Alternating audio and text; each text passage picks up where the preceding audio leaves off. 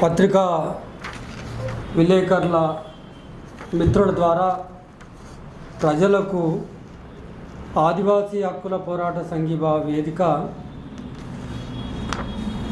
ఒక విన్నపం సమాచారం ఇవ్వదలుచుకున్నది. ఛత్తీస్గఢ్ రాష్ట్రాన్ని కేంద్ర ప్రభుత్వం కక్షగట్టి ఆ రాష్ట్రాన్ని కల్లోలం చేసే పరిస్థితిలో భయానకమైన అప్రజాస్వామికమైన అమానవీయమైన యుద్ధాన్ని అక్కడ కొనసాగిస్తూ ఉంది. అక్కడ ఏమైందని లక్షలాది బలగాలను దింపారు. అక్కడ ఏం నష్టం జరుగుతుంది అని వేలాది వందలాది పోలీస్ క్యాంపులను కేంద్ర ప్రభుత్వం ఏర్పాటు చేసిందో ప్రజలకు సమాధానం చెప్పాల్సిన అవసరం ఉంది. ఛత్తీస్గఢ్లో ఏం జరుగుతుంది అనే అంశాలను బయటికి తీయకుండా పౌర హక్కులను, మానవ హక్కుల సంఘాలను, స్వతంత్ర జర్నలిస్టులను ఎందుకు అక్కడ ప్రవేశం లేకుండా చేస్తున్నారో, ప్రజాస్వామ్య వ్యవస్థలో రాజ్యాంగబద్ధంగా పరిపాలన చేస్తున్న కేంద్ర రాష్ట్ర ప్రభుత్వాలు ఇవాళ సమాధానం చెప్పాల్సిన అవసరం ఉంది.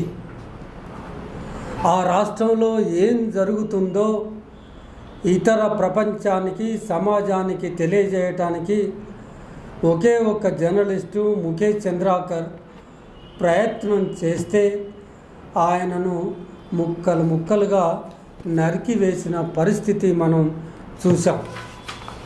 అయితే అదే రకంగా ఆ మార్గంలోనే ఆ మూలవాసి బచావో మంచ్ను ఒక నేపథ్యంలో ఛత్తీస్గఢ్ ప్రజలు ఏర్పాటు చేసుకున్నారు.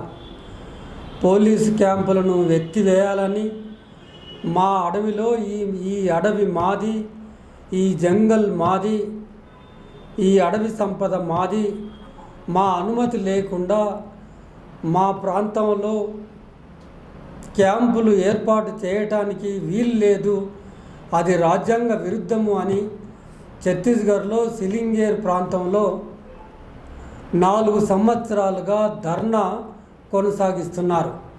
బహుశా ప్రపంచంలో మొట్టమొదటి ధర్నా ఇంత దీర్ఘకాలికంగా, అదే రకంగా అధిక మొత్తంలో మహిళలు పాల్గొంటూ కొనసాగిస్తున్న ధర్నా అది. ఆ ధర్నా శిబిరం పైన ఛత్తీస్గఢ్ పోలీసులు తుపాకులు ఎత్తి కాల్పులు జరిపితే 4 వ్యక్తులు అక్కడ చనిపోయారు. ఆ 4లో ఒక గర్భిణీ స్త్రీ కూడా చనిపోతే, ఆ నేపథ్యంలో మూలవాసి బచావో మంచ్ను ఛత్తీస్గఢ్ ప్రజలు, ఆదివాసీలు ఏర్పాటు చేసుకుంటే దాన్ని పోయిన అక్టోబర్లో నిషేధించడం అనేది జరిగింది. ఆ సంస్థ కార్యకలాపాలు ఏంటి, ఆ సంస్థ ప్రజా వ్యతిరేక కార్యకలాపాలు ఏం చేస్తుంది, చట్ట వ్యతిరేక కార్యకలాపాలు ఏం చేస్తుందో ప్రజలకు ఏమాత్రం వివరించకుండా కేంద్ర ప్రభుత్వం ఏకపక్షంగా నిరంకుశ ధోరణితో ఆ సంస్థను నిషేధించి ఆ సంస్థకు సంబంధించిన వ్యక్తులు 2 వ్యక్తులను, లక్ష్మణ్ అని, అదే రకంగా గజేంద్ర అని, ఆ సంస్థ కార్యకర్తలను గతంలోనే అరెస్ట్ చేసి జైలు పాలు చేశారు. మిగిలిన రఘు అని ఆయన యాక్సిడెంట్తో గాయాలయ్యి హాస్పిటల్లో చికిత్స పొందుతున్న సందర్భంలో ఆయన దగ్గర నిజానికి పైసలు కూడా లేకపోతే ఒక స్నేహితుని దగ్గర 2000 అప్పు తీసుకొని హాస్పిటల్లో జాయిన్ అయ్యి తీవ్రమైన గాయాలకు చికిత్స పొందుతున్న సందర్భంలో ఎన్ఐఏ మృగాల్లాగా మీద పడి హాస్పిటల్ నుంచి అందుకుపోయింది.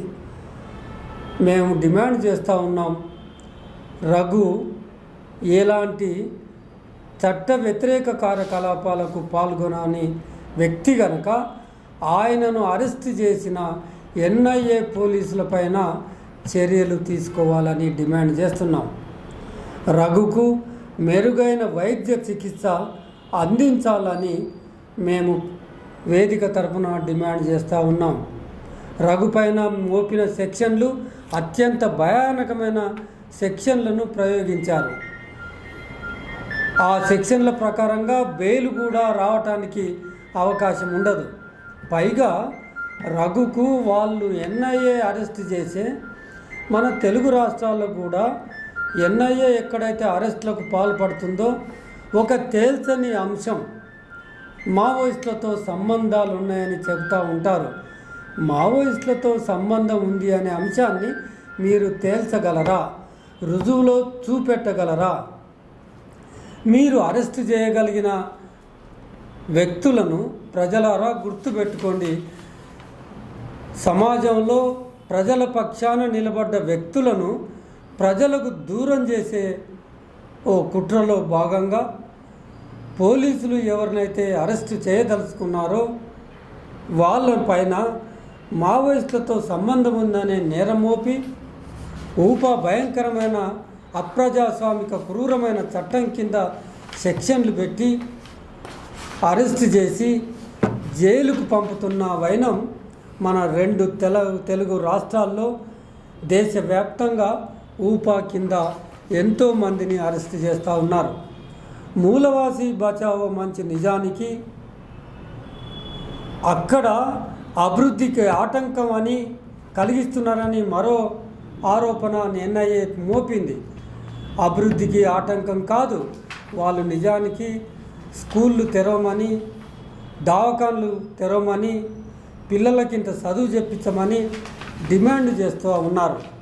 అదే రకంగా విశాలమైన రోడ్లు, రవాణాలు, ఆ రహదారులు కార్పొరేట్ల రవాణా సౌకర్యం కల్పించడం కోసం ఏర్పాటు చేస్తున్న వాటిని నిజమే వ్యతిరేకిస్తున్నారు.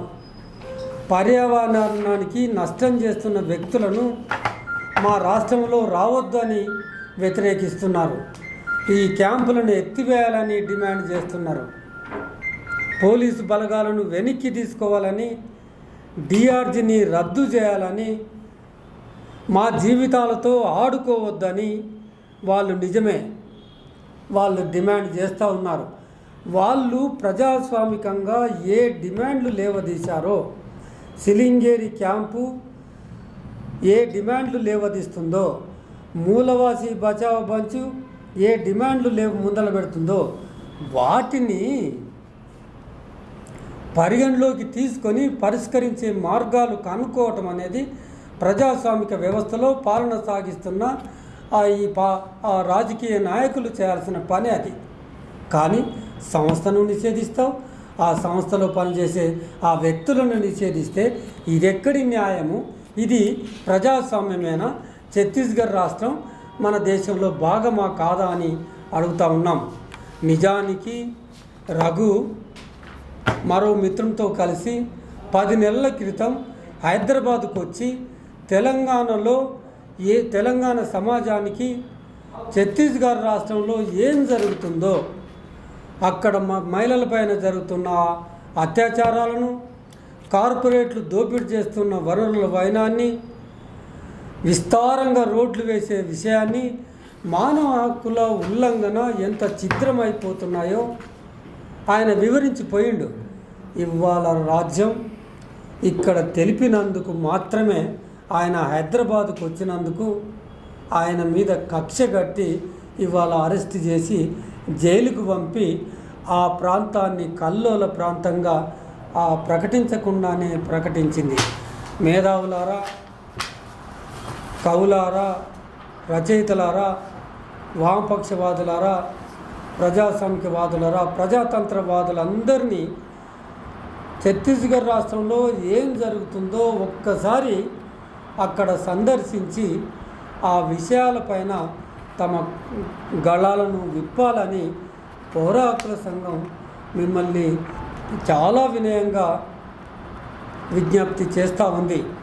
ఇవాళ ఆ రాష్ట్రంలో నెలకొన్న పోలీసు క్యాంపులను ఎత్తివేయాలని, వనరుల దోపిడీని నిలిపివేయాలని మహిళలపైన జరుగుతున్న అత్యాచారాలను అరికట్టాలని, రఘుతో పాటుగా అరెస్ట్ అయిన అందరినీ విడుదల చేయాలని ఈ ఆదివాసీ హక్కుల పోరాట సంఘీభావ వేదిక ఈ సందర్భంగా డిమాండ్ చేస్తూ ఉంది.